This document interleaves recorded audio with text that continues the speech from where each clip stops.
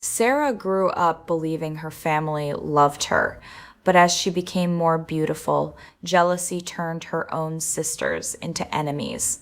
While her father was the only person who truly cared for her, the rest of the family slowly began destroying her life.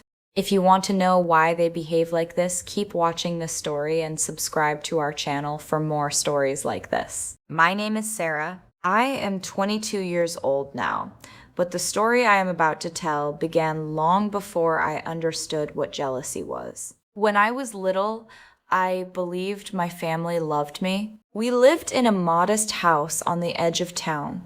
My father worked long hours, and my mother stayed home with us.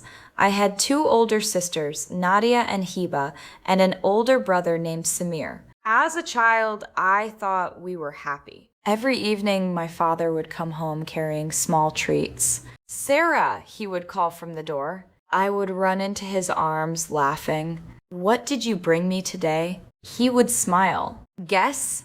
A chocolate bar? No. A doll? No." Then he would pull a tiny candy from his pocket. I would giggle and hug him tightly. Those were the moments I lived for. But looking back now, I realize the signs were always there. The jealousy, the resentment, the hatred that would eventually destroy everything. One afternoon when I was 7 years old, I entered the kitchen and found my sisters whispering. The moment they saw me, they stopped talking. "What are you talking about?" I asked. "Nothing," Nadia snapped. Later that day, I found my favorite doll torn apart. Its head had been ripped off. I cried for hours. Mother looked annoyed instead of concerned. "It's just a doll, Sara." "But someone broke it." She shrugged. "Then stop crying." That night, my father noticed. When he learned what happened, he bought me another doll. My sisters were furious. "Why does she always get special treatment?" Hiba complained. Father frowned. "Because she's upset. She always gets everything." I didn't understand. I wasn't getting everything. I only wanted to be loved. As the years passed, strange things kept happening. My school projects disappeared. My books were hidden. My clothes were ruined. Whenever I complained, Mother blamed me. "You're too sensitive. Stop creating drama. Your sisters would never do that." But I knew they did. One day when I was 10, I overheard a conversation that changed everything.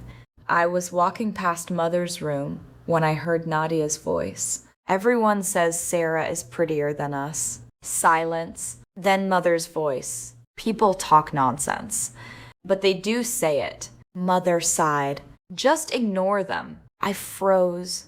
Prettier? I had never thought about it before. I was just a child.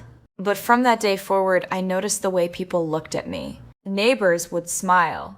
Relatives would comment, "What a beautiful little girl. She looks like an angel. She'll break hearts one day." Every compliment felt like a curse, because each compliment made my sisters hate me more. The older we became, the worse it got. I didn't understand why. I never competed with them. I never wanted attention. But somehow, my existence offended them. And the cruelest part, I still loved them. I still believed one day they would love me too. I had no idea my worst nightmare was only beginning. Chapter 2, Beauty Became My Curse. By the time I turned 16, everything had changed. People no longer called me a cute child. They called me beautiful. And beauty became the reason my family declared war on me. At school, girls often asked for makeup tips. I didn't wear makeup. Teachers complimented my kindness. Students wanted to be my friend. Instead of being happy for me, my sisters grew colder every day. One evening, we attended a cousin's wedding. I wore a simple blue dress. Nothing expensive, nothing flashy. But when we arrived, guests kept complimenting me. "You look stunning, Sara. You've grown into such a beautiful young woman. Your parents must be proud." I noticed Nadia's face tightening with anger. Hiba barely spoke the entire night. When we returned home, they exploded. "You enjoyed that, didn't you?" Nadia shouted. I stared at her. What? All the attention. I didn't ask for attention. Stop pretending. Mother entered the room. Instead of stopping them, she looked at me, and for the first time I saw something terrifying in her eyes. Resentment. Maybe if you dressed more modestly, people wouldn't stare so much. I felt like I had been slapped. It was just a normal dress. Mother crossed her arms. "You know exactly what you're doing." My heart shattered. Even my mother believed I was somehow guilty. That night I cried into my pillow. Father found me. What happened? I told him everything. His face darkened. "They're wrong. But why do they hate me?" He gently wiped my tears.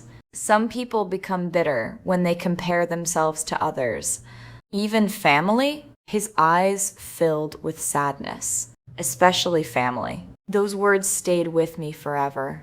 As the years passed, Mother's behavior grew worse. If I earned good grades, she praised my siblings. If relatives complimented me, she changed the subject. If someone brought me a gift, she demanded I share it. Meanwhile, my siblings mocked me constantly. Miss Perfect, Princess Sara, the favorite. The irony was unbearable. I wasn't the favorite. I was the target. Only Father protected me. Only Father listened. Only Father believed me. One evening, while helping him in the garden, he suddenly became serious. "Sara, yes? If anything ever happens to me, promise me you'll stay strong." I laughed nervously.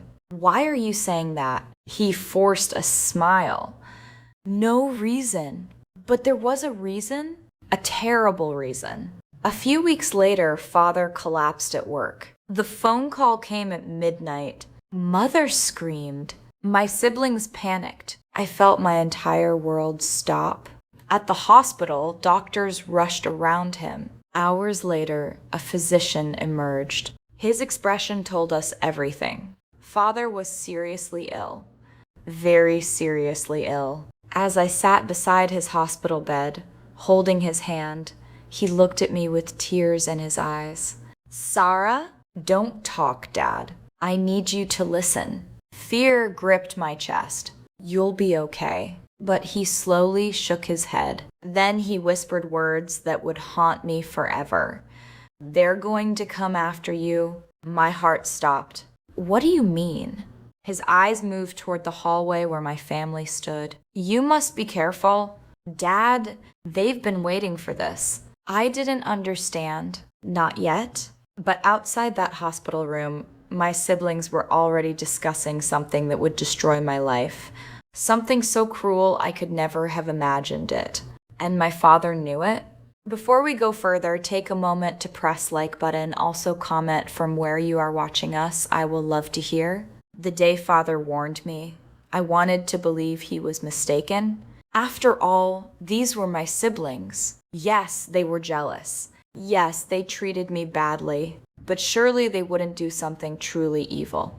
I was wrong. Over the next few months, Father's condition worsened. The strong man who had always protected me began fading before my eyes. The doctors tried everything. Medicines, treatments, specialists, but nothing worked. Every day I sat beside his hospital bed. Every day I held his hand. Every day I prayed. And every day I noticed something strange. My siblings rarely visited him. When they did, they spent more time talking to lawyers than talking to Father. One afternoon, I entered his hospital room unexpectedly. The door was slightly open. Inside, Samir was arguing with Father. "You need to think about the future." Father's voice was weak. "I already have." "Then sign the papers." "What papers?" Silence. Then Samir quickly hid a folder. Father noticed me standing there. His face changed instantly. "Sara? Fan alaksti edlesti, fan alaksti asti edlesti, bursa en westi ixade." Samir turned. The anger in his eyes shocked me. What are you doing here? I came to see Dad. Without another word, he grabbed the folder and left. I looked at Father. What was that about?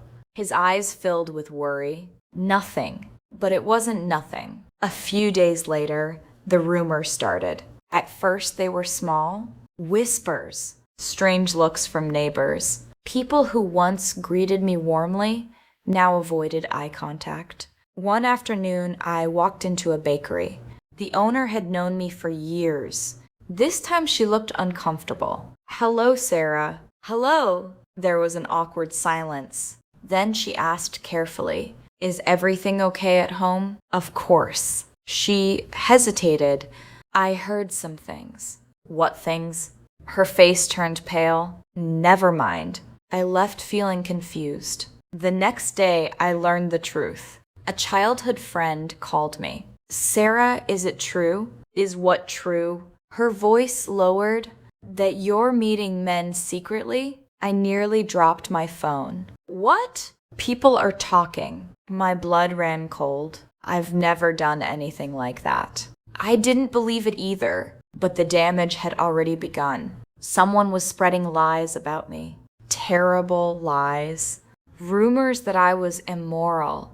Rumors that I was dishonest. Rumors that I had relationships with married men. The accusations became worse every week.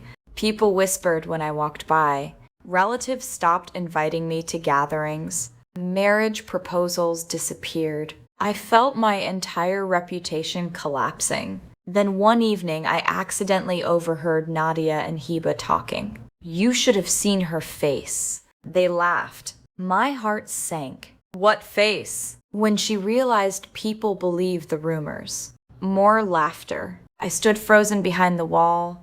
Nobody will support her after this. Exactly. My breathing stopped. They were doing this.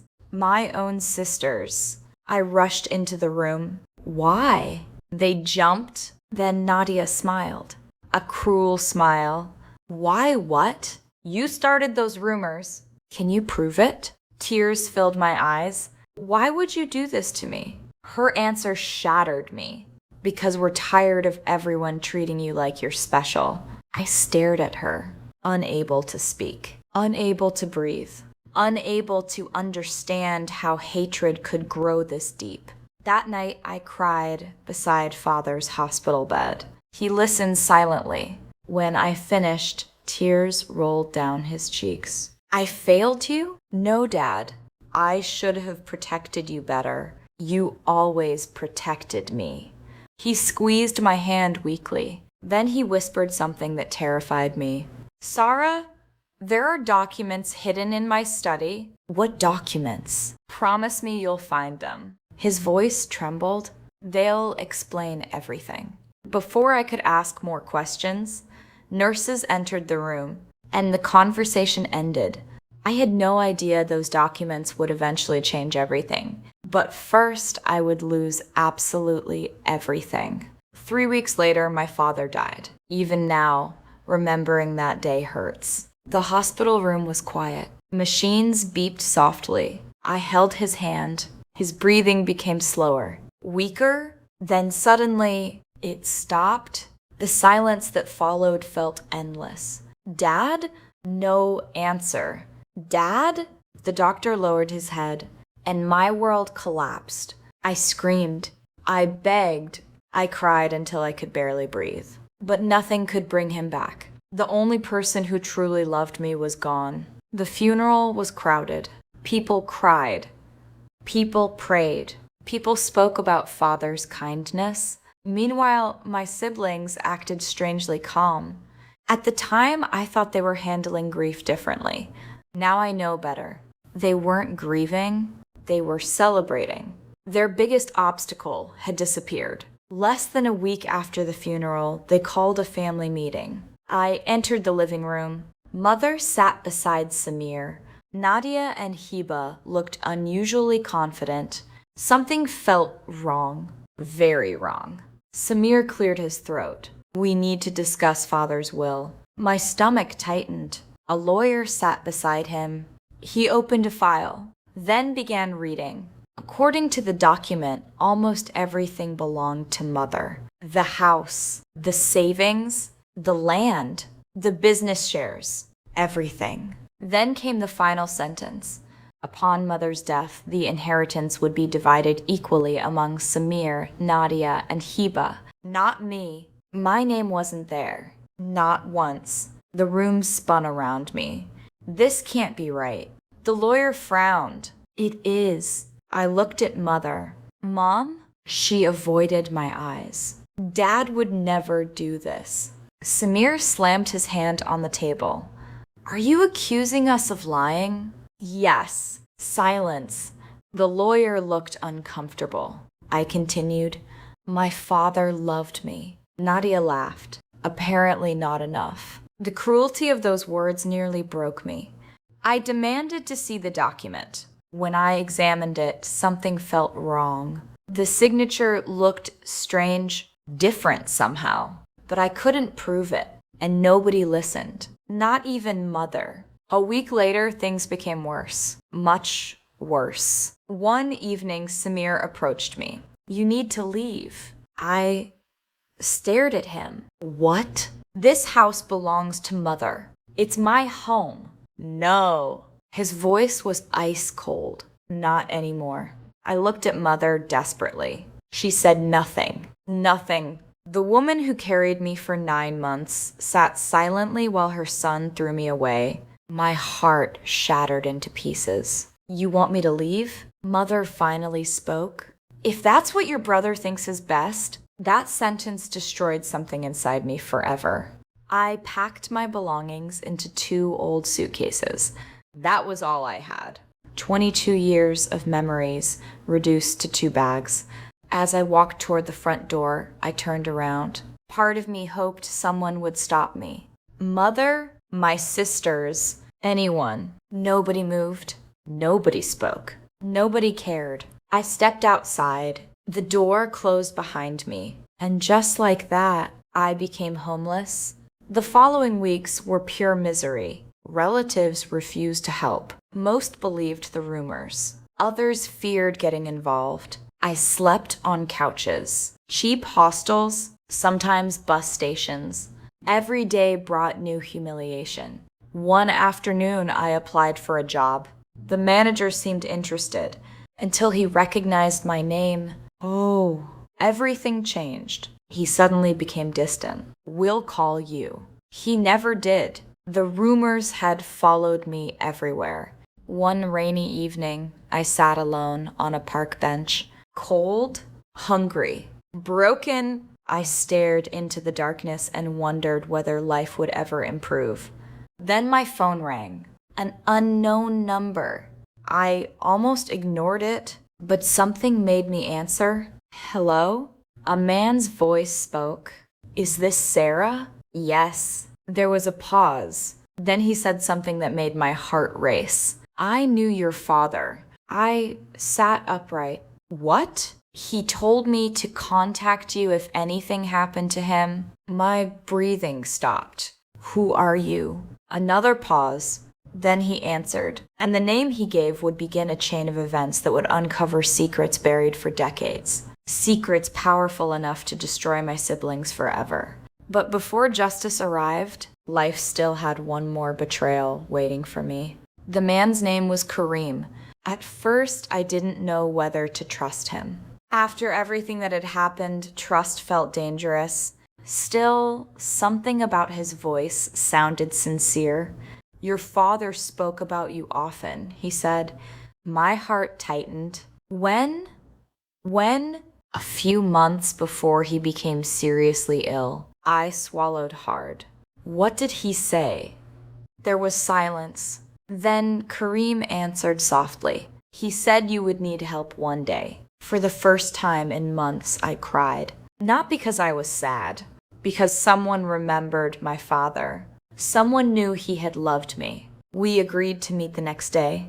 Kareem was around 30 years old, well-dressed, polite, respectful, the complete opposite of the people who had hurt me.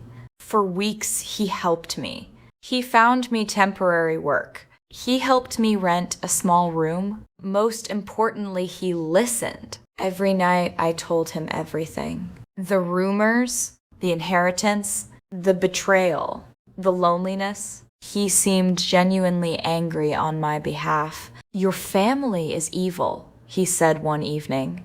I looked down. "They're still my family." "No." His voice hardened. "Family doesn't do what they did to you." For months, Kareem became the one person I relied on. The one person who made me feel safe. Slowly, feelings developed. Feelings I tried desperately to ignore. But when someone saves you while you're drowning, your heart becomes vulnerable. One night, as we walked through the city, he stopped suddenly. "Sara." "Yes?" "I think I'm falling in love with you." My heart raced. Tears filled my eyes. Not because I was afraid, because after everything, someone finally saw value in me. Someone finally chose me. I smiled. And for the first time since Father's death, I felt hope. The next few months were the happiest I had experienced in years. We talked about the future, marriage, dreams, new beginnings. I allowed myself to believe life was changing. Then everything collapsed. One afternoon, I arrived at a restaurant early for our meeting. As I entered, I froze. Kareem was sitting with another woman. They were holding hands, laughing. The world stopped.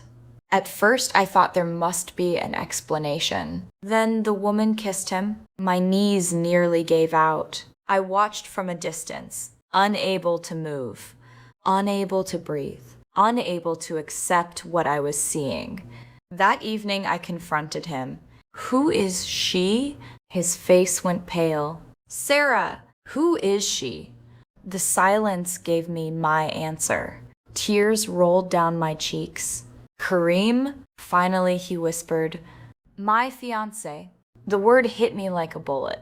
Fiancé, not girlfriend, not someone he was dating. His fiancé, the woman he planned to marry. I felt physically sick. "You lied to me." "I never meant to hurt you." I laughed through tears, a broken, painful laugh. "You told me you loved me." "I do." "Stop." My voice cracked. "Just stop." Then came the worst part. The truth. The truth about why he entered my life. "My father asked me to watch over you." I stared at him. "What?" "He was worried about you." The room spun. "You helped me because of him?" At first. At first, his silence answered everything. The man I trusted, the man I loved, had entered my life because my father sent him. Maybe his feelings became real later. Maybe they didn't. At that moment, it didn't matter. All I felt was betrayal. Another betrayal. Another knife in my heart. I walked away, and this time I truly hit rock bottom. For weeks, I barely left my room. I stopped eating, stopped sleeping, stopped caring. Every loss returned at once. My father, my home, my reputation, my family, my future, everything. One night, sitting alone in darkness, I opened the old box containing Father's few remaining belongings. Inside was a photograph, a letter, and something else. A small brass key. I stared at it, then suddenly remembered Father's final words. "There are documents hidden in my study." My heart started racing. The key, the documents, the warning. For the first time in months, hope flickered inside me. Maybe my father had left me something. Maybe the truth wasn't dead. Maybe justice was still alive. I had no idea that the discovery waiting for me would expose a secret so shocking that it would destroy the people who had ruined my life. 2 nights later, I returned to my childhood home. The same home I had been thrown out of. The same home where my father's memories still lived. The house was empty. My family had gone to a wedding. I knew because an old neighbor told me. Using a spare key Father had once given me, I entered quietly. Every room brought painful memories. the kitchen, the hallway, the living room, places that once felt like home, places that now felt foreign. My hands trembled as I entered Father's study. The room remained exactly as he left it. Books lined the shelves. His desk sat untouched. His favorite chair stood by the window. For a moment, I broke down crying. Then I remembered the brass key.